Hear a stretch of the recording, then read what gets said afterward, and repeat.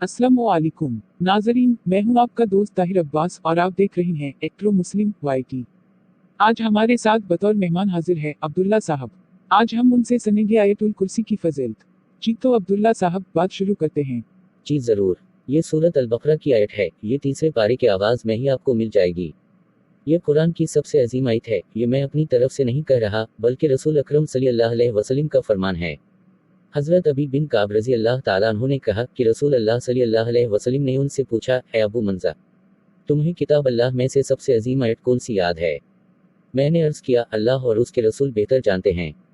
आपने फिर फरमाया, ए अबू मुनज़्ज़र, तुम्हें किताब अल्लाह में से कौन सी आयत याद है जो सबसे आज़म हो? मैंने अर्ज़ किया, आयतुल कुर्सी। उस पर आप सल्लल्लाहु अलैहि वसल्लम ने मेरे सीने में मारा और फरमाया, ए अबू नज़र, तुम्हें इल्म मुबारक हो। वैसे तो कुरान की सबसे बड़ी आयत तो सूरह अल-बकरा की आयत नंबर 182 है, लेकिन रुतबे के एतबार से सबसे फजीलत वाली आयत आयतुल कुर्सी है। उस आयत की फजीलत हमें शैतान ने बतलाई है। क्या मतलब, शैतान हमें कोई हदायत की बात भी बता सकता है?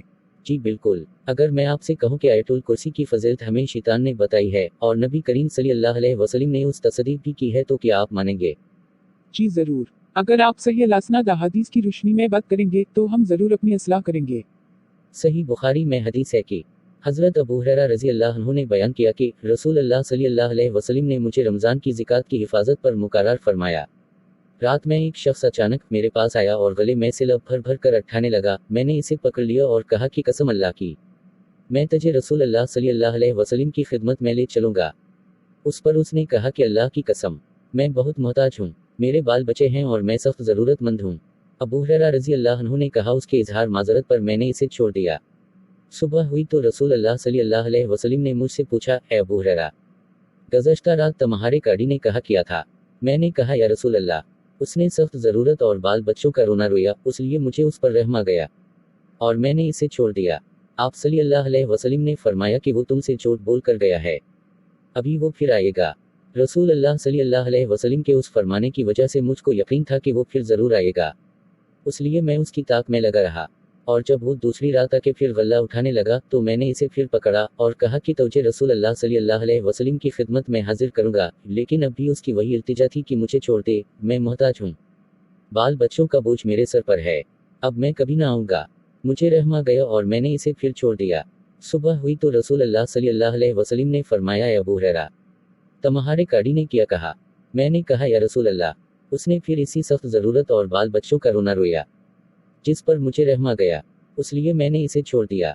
आप सल्लल्लाहु अलैहि वसल्लम ने उस मुर्तबा भी यही फरमाया कि वो तुमसे झूठ बोल कर गया है और वो फिर आएगा।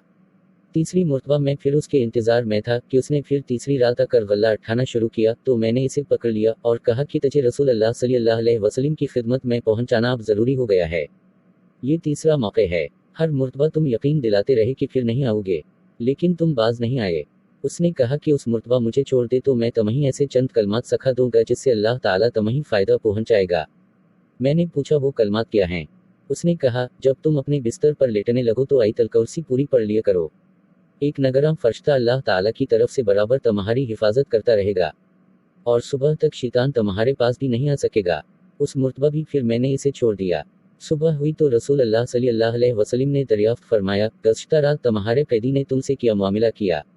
मैंने अर्ज़ किया, या रसूल अल्लाह, उसने मुझे चंद कलमात सखाए और यकीन दिलाया कि अल्लाह ताला मुझे उससे फ़ायदा पहुंचाएगा, इसलिए मैंने इसे छोड़ दिया।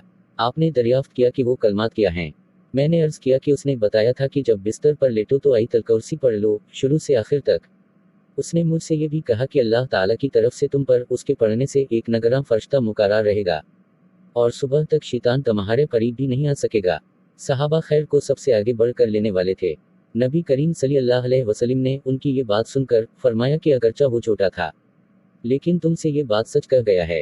ए अबू हुरैरा, तुमको ये भी मालूम है कि 3 रातों से तुम्हारा मामला किससे था? उन्होंने कहा, नहीं।